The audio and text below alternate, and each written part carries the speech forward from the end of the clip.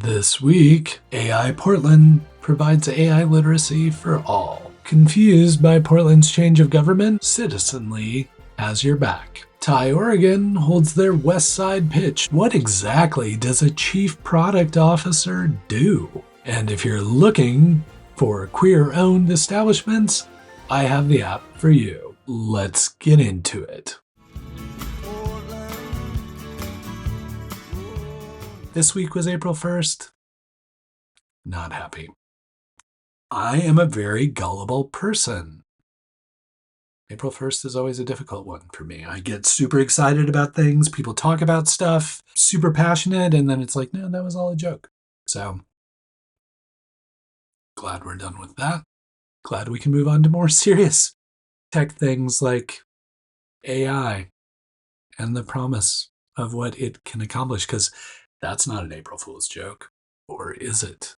If you're listening to this early on Friday, first Friday at Upstart Collective, just get in your vehicle, get on your bike, get on mass transit, and head on over to Upstart Collective Westside for their first Friday celebration. All right, big story this week. AI Portland got a write-up in the Portland Business Journal, thanks to our friend Malia Spencer. But I think the most important thing to understand about AI Portland is it's not for the AI experts per se. I mean, AI experts are welcome, but when I first saw it, I was like, oh, I don't understand enough about AI to really be attending AI Portland. Fact of the matter is it's designed for folks like me who don't know much, who are just curious about AI, who want to show up, who want to get information, learn from people, that sort of thing. So if that describes where you are with AI, I highly encourage you to show up to their next event. AI Literacy for All. The speaker for that is Nicole Merrill of Boring AI, who has a ton of experience in this space and will really make AI approachable and understandable to all the folks like me who might not understand it as well as they should. Tickets are $20, and if $20 is out of your reach, there are also scholarships available. So I highly encourage you to show up to another great AI Portland event hosted at Kiln on Tuesday, April 9th. I honestly don't know how you stumbled upon this channel, but I'm super glad you did.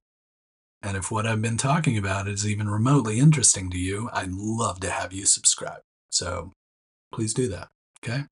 Thanks. I appreciate it. So this week, I promoted it a couple times. Thai, Oregon, Westside Pitch 2024. If you were interested in seeing it, too bad, because it's already over. But I can let you know who walked away with the win. Pre-seed category, seed category, judges, audience, all that kind of thing happened this week.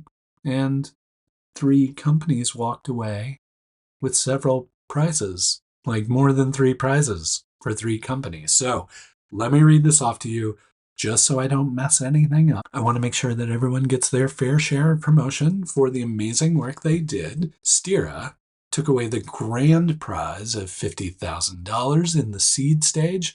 They also received $3,000 in legal services. Rising Wines Collective walked away with $25,000 as the runner-up in the seed category. And for the pre-seed, Howl at the Spoon walked away with the win there with $7,500, but they were also the audience crowd favorite, which adds another $2,500 to their winnings. So congratulations to each one of those companies. Thanks again to Thai, Oregon for putting on Westside Pitch, and I look forward to the next pitch event that Thai, Oregon hosts. You know, startups, they come up with all these fancy titles that you're the C-level of this and you're the C-level of that. You're the CEO or you're the CTO or you're the CRO or you're the CPO, which more often than not means you're the chief product officer. But what exactly does being a chief product officer even mean? Well, our friend Dave Barkos up in Vancouver decided to get an answer to that very question. Okay, we're going to take a pause here because I have a last name of Eastern European descent that is slaughtered on a consistent basis, and it's only 7 letters.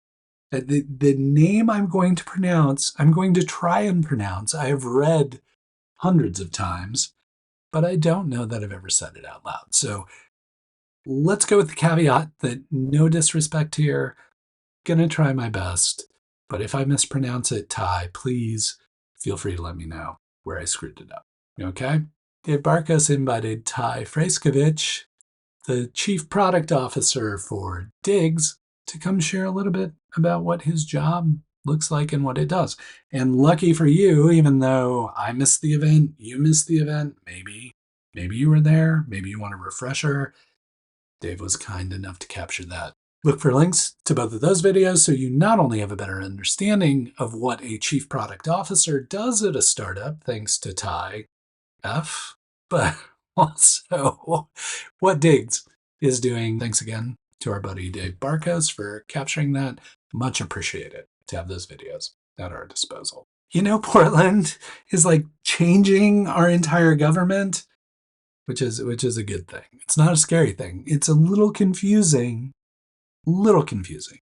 but a good thing. We had a weak mayor form of government that was like we were the only people.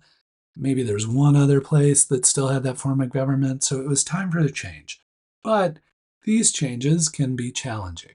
So if you're trying to figure out the new political environment, what all these new people running for mayor or council seats mean, there's a great new startup that's only available to Oregon right now that's built to help you figure that stuff out and figure out how to help businesses collaborate more effectively with those politicians.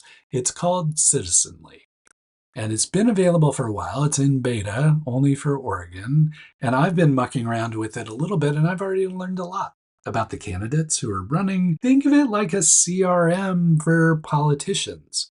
So the same way as in business, you would want to know everything you could about a customer or a potential lead, it's treating politicians with that same analogy. So if you want a political CRM so that you better understand who is wanting to represent you in political office, I suggest you sign up for Citizenly. It's totally free, only available to Oregon, and I encourage you to use it to help you figure out this whole new system of government that we're pursuing this election cycle. What is it with Portland and maps? I'm the map, I'm the map, I'm the map, I'm the map! As long as I've been tracking on the Portland startup community, we've always had this affinity with cartography in a digital sort of way. Way back in the day, Placial was one of the first companies I started tracking on. This was even before there were like APIs and ways to customize maps. Then there were things that were like affinity maps back in the day. There was Unthirsty, which could help you find your happy hour. There was KnitMap, if you were looking for yarn, for knitting, and that kind of thing.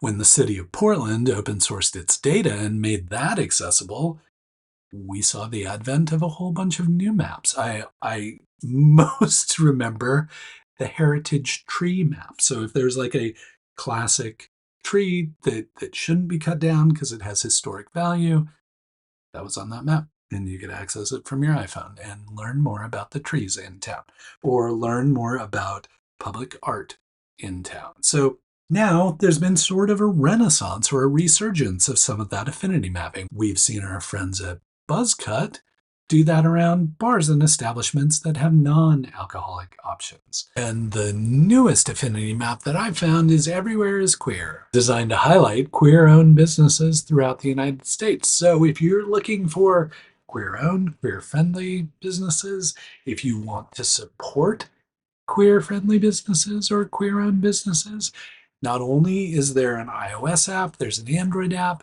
but there's also a web-based app. So even if you don't have access to mobile and you just want to look online, Everywhere is Queer provides that for you. And I'm super happy to add Everywhere is Queer to the list of affinity maps that have been built right here. I'm the map, I'm the map, I'm the map, I'm the map! We all survived April 1st. I'm glad you survived April 1st. It's great to have you stop by. It's always good to see you. I hope all your startup-y things are going quite well. I'll be right here next week. If you want to pop by again, we can chat. I'm here. I'm here to chat with you whenever you like. And until we get the chance to hang out again, please keep up the good work.